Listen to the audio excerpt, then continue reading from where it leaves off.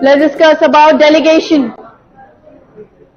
How a person is without delegation and how a person with delegation. You can see the picture. Now let's understand the meaning of delegation. कि delegation का मतलब क्या है? Delegation का मतलब है refers to the downward transfer of authority from a superior to subordinates. यानी कि जब आपने अपना काम किसी और को दे दिया, यानी कि आपने क्या किया है? Delegation of authority. जब आपने अपना काम किसी और को दिया, that is known as delegation of authority. Superior यानी कि जो आपका हेड है, उसने आपको काम दिया. किस पे आया काम? सबॉर्डिनेट्स पे. सो that is delegation of authority. As you can see, he is the superior. He has given his work to the subordinate. Now, elements of delegation of authority. अब क्या क्या चीजें आपके delegation of authority में आती हैं? That is authority, responsibility and accountability. ये बात हो रही है delegation की, एलिमेंट्स की, कि क्या क्या चीजें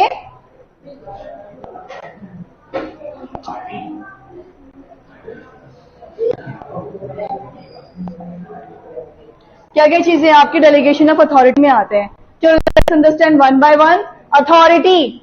अथॉरिटी का मतलब क्या है?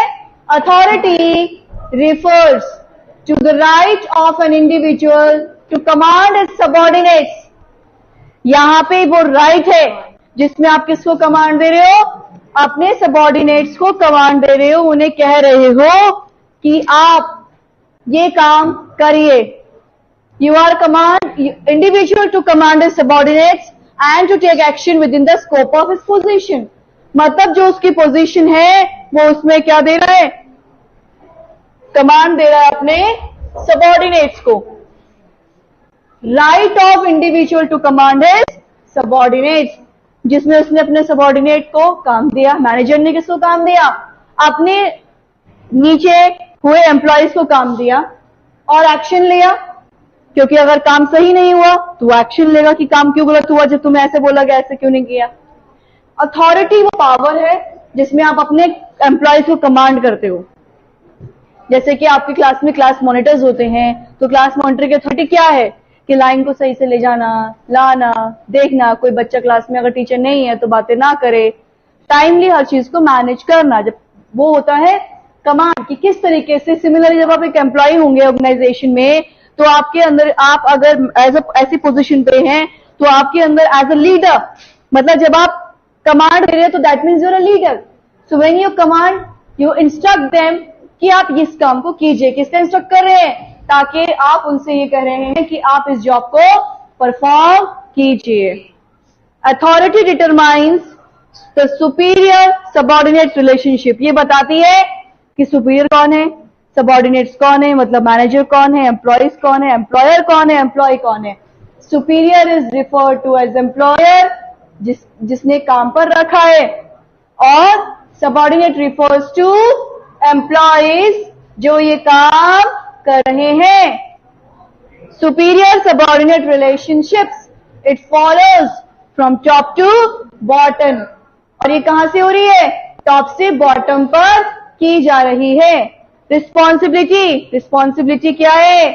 ऑब्लिगेशन है सबऑर्डिनेट्स का कि वो परफॉर्म करें द असाइंड ड्यूटी. रिस्पॉन्सिबिलिटी क्या है? ऑब्लिगेशन है. ऑब्लिगेशन मतलब जिसमें आपको असाइन किया, आपको कहा गया है कि आपने ये काम करना है, तो वो आपकी रिस्पॉन्सिबिलिटी बन जाती है. आपको करना है वो चीज, आपके लिए रिस्पॉन्सिबिलिटी बन जाती है. ये राइजेस होती है सुपीरियर सबऑर्डिनेट रिलेशनशिप से, क्योंकि subordinate is bound to perform the duty assign to him. अब यहां पे जो रिस्पॉन्सिबिलिटी है, देखो अथॉरिटी में आया सबऑर्डिनेट, सुपीरियर जिसने काम दिया. यहां पे बात हो रही है किसकी? सुपीरियर की, अथॉरिटी में, कि उसने दूसरों से काम करवाना है. जब बात आती है रिस्पॉन्सिबिलिटी की, रिस्पॉन्सिबिलिटी में कौन है? किस रिलेशनशिप की बात हो रही है? सुपीरियर्स ने काम करवाया अपने सबऑर्डिनेट से, तो यहां पे बात हो रही है सबऑर्डिनेट्स की. यानी कि एम्प्लॉयज की बात हो रही है कि उनको ये चीज करनी है, ये उनकी रिस्पॉन्सिबिलिटी बन जाती है। समझ में आया? रिस्पॉन्सिबिलिटी किसकी है? एम्प्लॉयज की। अथॉरिटी किसकी है? सुपीरियर की, मैनेजर्स की, कि आपने काम करवाना है, आपको ये काम दिया गया है, तो अब रिस्पॉन्सिबिलिटी किसकी है? किसको करना है काम? एम्प्लॉयज की। So because the subordinate is born to perform the duty assigned to him, thus responsibility flows upward, that is subordinate is always responsible to his superior, क्योंकि subordinate हमेशा किसको responsible होगा? अपने superior को responsible होगा। Then coming to accountability. Accountability means being answerable for final results. यहां पे आप अकाउंटेबल हो जब आपको अथॉरिटी मिली है, आपने दूसरों को रिस्पॉन्सिबल बना दिया। अब अकाउंटेबल कौन होगा? मैं मैनेजर हूं, मैंने आपको काम दिया। अब यहां पे मेरा जो टॉप लेवल मैनेजमेंट वाले हैं वो किससे पूछेंगे कौन अकाउंटेबल है उस काम के लिए? जो आंसरेबल होगा फाइनल रिजल्ट्स के लिए, वो तो मुझसे पूछेंगे कि ऐसा क्यों गड़बड़ हुई, तुमने क्यों नहीं ध्यान दिया, तुम्हें क्या दिक्कत आई। तो यहां पे किसकी अथॉरिटी? जिसकी अथॉरिटी है। It is the obligation to carry out responsibility and give reports out of one's performed to the superior. और ये जरूरी बन जाता है, ऑब्लिगेशन मतलब ये जरूरी बन जाता है जब आपको कोई काम दिया गया है कि आप उस हर काम की रिपोर्ट को अपने सुपीरियर को रिपोर्ट करें, उनको बताएं कि काम किस तरीके से होना है। Authority can be delegated by a superior to his subordinates, but accountability can never be. अब समझ में आया? दो चीजें देखो, एक चीज समझिए, हमने पहले पढ़ा अथॉरिटी। किसकी अथॉरिटी है? सुपीरियर की, यानी कि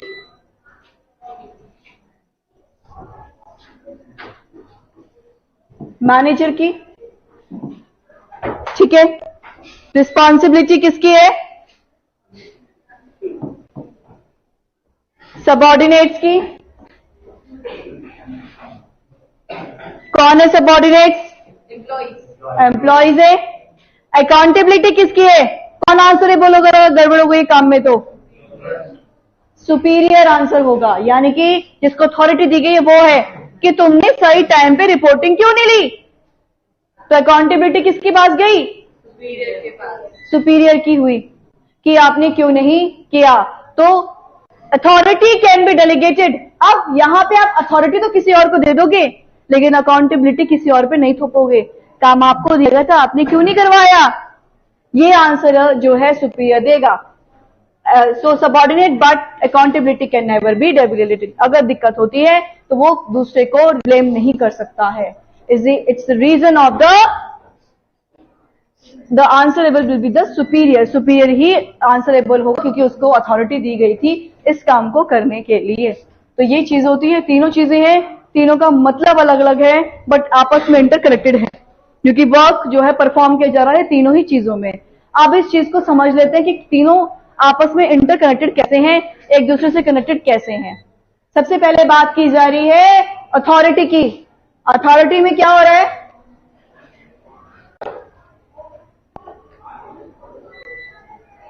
authority, responsibility and accountability. Right to command, यहां पे राइट किया जा रहा है कमांड के लिए। अथॉरिटी में क्या है? उसने कमांड दिया दूसरे को कि आपने इस तरीके से परफॉर्म करना है। ऑब्लिगेशन में जॉब परफॉर्म किया जा रहा है, आपने काम को किया, you are being obligated. Command दिया कि आपने इस काम को करना है, यहाँ पे ऑब्लिगेशन, आपने उसको करवाया। देन आंसरेबल कौन होगा? जिसने जॉब परफॉर्म करा, यानी कि जिसके पास अथॉरिटी थी। ओरिजिन कहां से आया? कहां पे होगा ये? फॉर्मल पोजीशन से। जो टॉपर लेवल वाले या फॉर्मल पोजीशन है वहां से होगा। डेलीगेट अथॉरिटी इन्होंने जो दिया, और ये राइजेस होगा रिस्पॉन्सिबिलिटी, क्योंकि आपने अगर कोई गड़बड़ करी है काम करने में तो इसका आंसर जो है अथॉरिटी को देना पड़ेगा। तो ये जो अकाउंटेबिलिटी होगी काम की गड़बड़ी की, वो निकलेगी इस वजह से, क्योंकि यहां पे गड़बड़ी हुई है। तो अकाउंटेबल बनेंगे आपके फॉर्मल पोजीशन वाले जिन्होंने आपको काम दिया है, यानी कि अकाउंटेबल बनेंगे आपके सुपीरियर्स। देन डेलीगेशन, यहां पे आप सौंप सकते हो किसी और को काम, यहाँ पे आप किसी और को काम नहीं सौंप सकते हो, और यहाँ पे रिस्क भी आप किसी और को सौंप नहीं सकते, क्योंकि काम तो आपको दिया गया था। आपने क्यों ऐसे पर्सन से करवाया जो इस चीज को नहीं कर सकता था।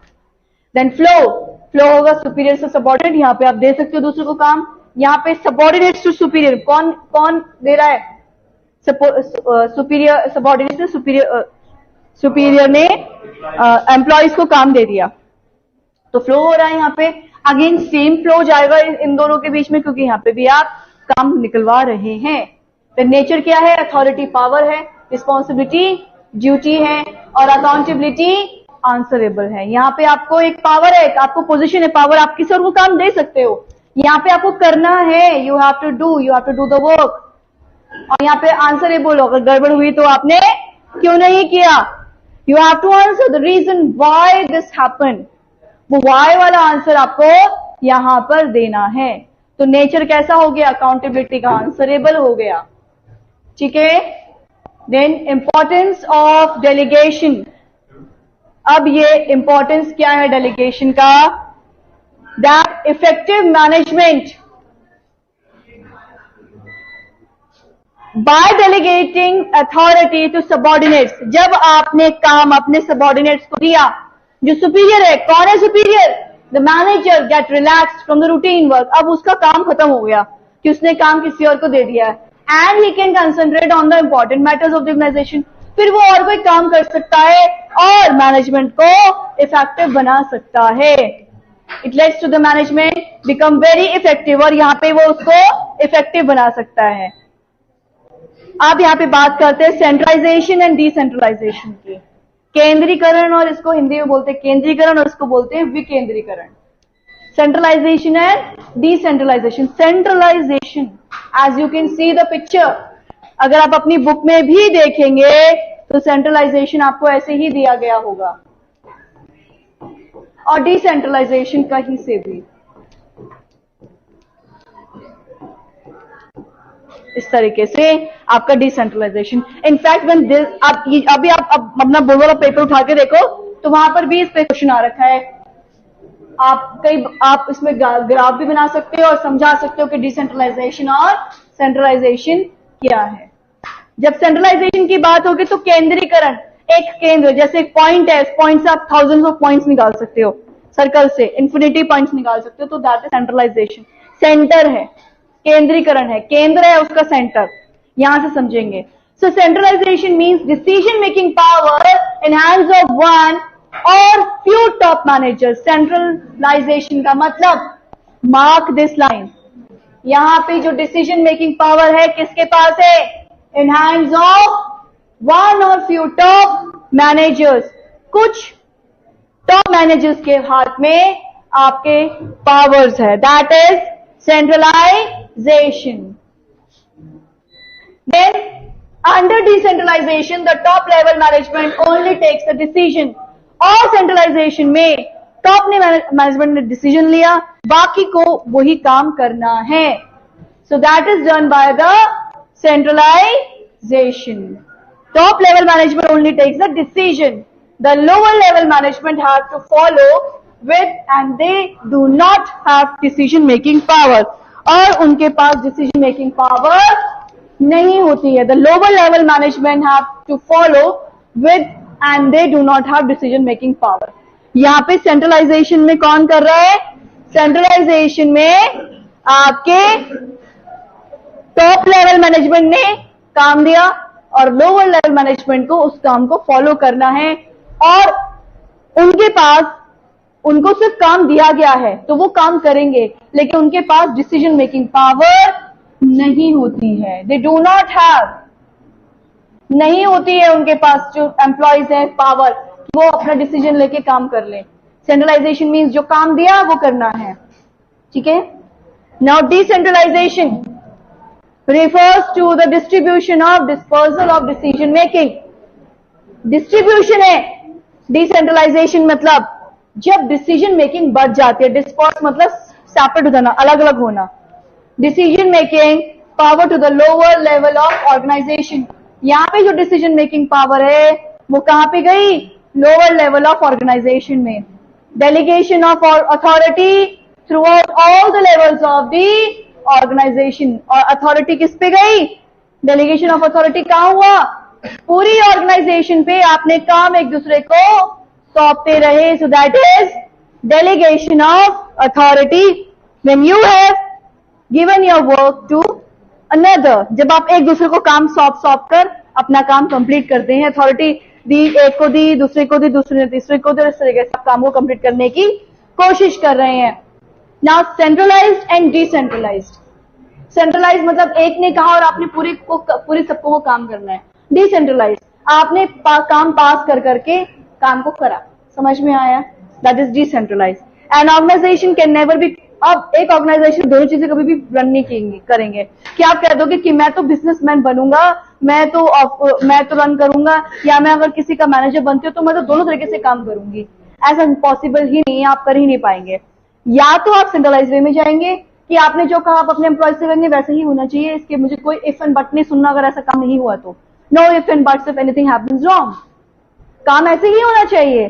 तो वहां पे आप सेंट्रलाइज वे में चल रहे हैं। अब आपने कहा कि ऐसे कर लो, बट हाँ थोड़ी उसकी हेल्प ले लेना और ऐसे कर देना, फिर वो उसको करके काम को कर रहे हैं, तो वो हो गया decentralize. So there is a need of balance. अब यहाँ पे आपको दोनों चीजों को बैलेंस करना पड़ेगा, कहां पे सेंट्रलाइज वे में काम करना है और कहां पे डिसेंट्रलाइज वे में काम करना है, ये चीज आपको पता होनी चाहिए। अब बात करते हैं डिसेंट्रलाइजेशन की। Develops initiative among subordinates. यहाँ पे सबऑर्डिनेट्स के बीच में इनिशिएटिव आता है। कैसा इनिशिएटिव आता है?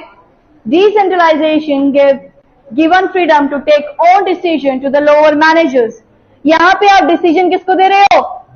लोअर मैनेजर्स को डिसीजन दे रहे हो। So it helps in to promote self reliance and confidence among the subordinates. Initiative दिया किसको? सबऑर्डिनेट्स को, जिसमें डिसेंट्रलाइजेशन से क्या हुआ? डिसीजन जो है लोअर मैनेजर्स, फ्रीडम मिला और डिसीजन ले पाए lower manager. So it helps to promote self reliance and confidence among the subordinates. और यहाँ पे आप सबऑर्डिनेट्स को सेल्फ रिलायंस और कंट्रोल कर पाए। तो decentralization develops initiative among subordinates. तो डिसेंट्रलाइजेशन से क्या हुआ? इनिशिएटिव मिला किसको? सबऑर्डिनेट्स को। Get the initiative. Develops managerial talent for future. यहाँ पे मैनेजरियल टैलेंट किसके लिए हुआ? नेक्स्ट इंपॉर्टेंस क्या है? भविष्य के लिए। डिसेंट्रलाइजेशन से आपने टैलेंट को बना दिया। आपने किसी और को सौंपा तो आपको पता चला कि उसने तो बहुत ही बेहतर तरीके से काम को कर दिया, तो आपने अपने भविष्य के लिए क्या किया? टैलेंट बनाया। इनिशिएटिव, डिसेंट्रलाइजेशन से आप किसी और को इनिशिएटिव दे रहे हो कि आप ये काम कर लो। आपने खुद को अथॉरिटी नहीं दी है, आपने दूसरे से काम करवा लिया। अब यहाँ पे बात हो रही है मैनेजर टैलेंट की। तो यहाँ पे आपने जब डिसीजन लिया, आपने अपॉर्चुनिटी किसी और को दी, तो आप प्रमोशन दे रहे हो कि वो भविष्य में जो future manager motivates the subordinates and to take their own decisions. It helps the employees to show the talent. और इससे एम्प्लॉय से क्रिएटिविटी बाहर आती है डिसेंट्रलाइजेशन करने से, और in future they will get promotion and become managers.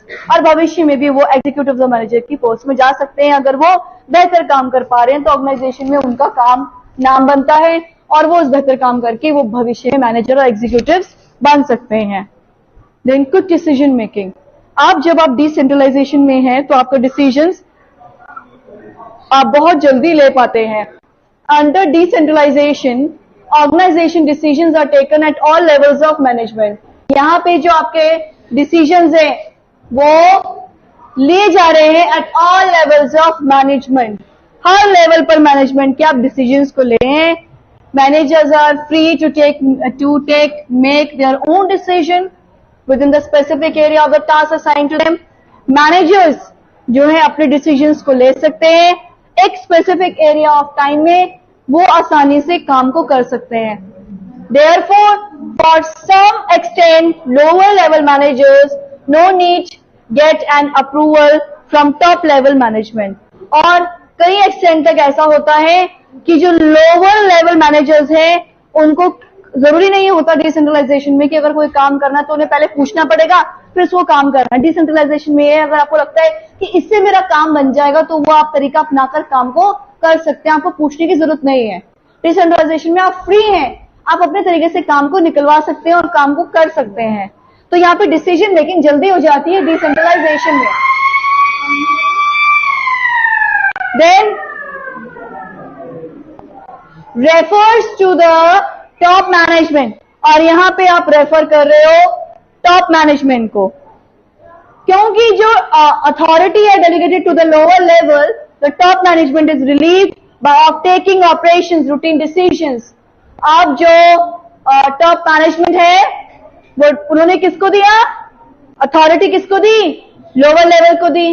So top management is relieved of taking operations routine decisions. अब टॉप मैनेजमेंट क्या है, रिलीव हो गई डिसीजंस लेने से। They can concentrate on corporate planning, corporate planning पे, control पे, coordination पे, एक्टिविटीज पर, डिपार्टमेंट्स पर ध्यान दे सकते हैं। ठीक है, वो कंसंट्रेट कर सकते हैं इन सारी चीजों पे, कंट्रोल कर सकते हैं, कोऑर्डिनेट कर सकते हैं इन सारी एक्टिविटीज पर। देन फैसिलिटेट ग्रोथ, यहाँ पे आपको ग्रोथ पर भी, आपकी ग्रोथ भी बढ़ जाती है डिसेंट्रलाइजेशन की वजह से। Provides greater autonomy to the lower level of management, यहां पे आप किसको दे रहे हैं, आपकी ऑटोनॉमी कैसे बढ़ जाती है, क्योंकि आपकी जो लोअर लेवल ऑफ मैनेजमेंट है as well as divisional department heads, this allows them to function in a manner best suited to their department, और ये अलाउ करता है इस मैनर में ग्रोथ बढ़ेगी, तो ये भी मैनर बढ़ता है कि आपकी जो भी आपको बेहतर लगे तरीका, आप उस तरीके से यहाँ पे काम को करवा रहे हैं। सेंस ऑफ कंपटीशन है डिपार्टमेंट में। सच positive spirit contributes towards growth and expansion of an enterprise, और इससे आप जो है एंटरप्राइज की ग्रोथ भी कर सकते हैं और आपका एंटरप्राइज एक्सपैंड भी होता है। Then coming to the decentralization and delegation of authority. What is decentralization and delegation of authority? Delegation refers to downward transfer of authority from superior to subordinates. Delegation में आपने काम किसी और को दिया, सुपीरियर ने अपने सबॉर्डिनेट्स को काम बांट दिया।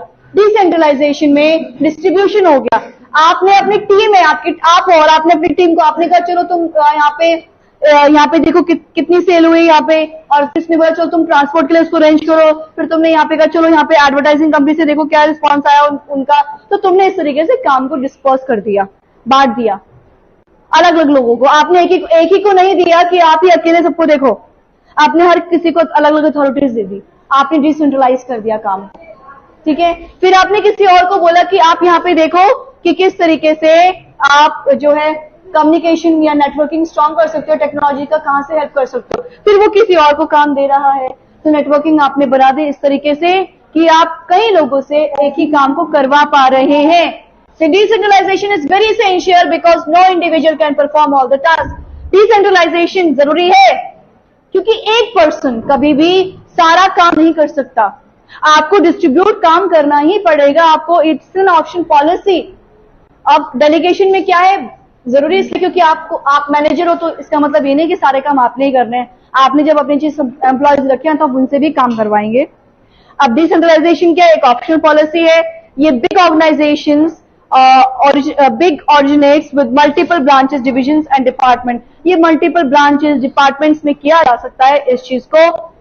Much control by the superior, यहाँ पे सुपीरियर कंट्रोल कर रहा है, फ्रीडम कम होता है डिसीजन का। यहाँ पे टॉप मैनेजमेंट का कम कंट्रोल होता है, अपने डिसीजन से जो बेस्ट लगा वो अपने डिसीजन से उस काम को कर लेते हैं। Then it is a process follow to share task. ये ऐसा प्रोसेस है जिसमें आप टास्क को शेयर करते हैं। It results of policy of top management. ये वो पॉलिसी है जिसमें आप टॉप मैनेजमेंट को देख रहे हैं। Now wait a minute. The last 2 points. It has narrow scope और इसका क्या है, wider scope होता है। डेलीगेशन का क्या है, कम है, मतलब कम स्कोप है क्योंकि टॉप ने जो कहा आपने वही किया, और उसका वाइडर स्कोप है क्योंकि आप स्प्रेड कर सकते हो चीजों को, सब काम करवा सकते हो। Then it reduces the burden of the manager. यहाँ पे मैनेजर का बर्डन कम हो गया है। And it increases the role of subordinate, और यहाँ पे सबऑर्डिनेट का रोल बन गया है क्योंकि जो ऑर्गेनाइजेशन है वो बहुत ज्यादा ऑटोनॉमी और अलग तरीके से काम को करवा सकती है।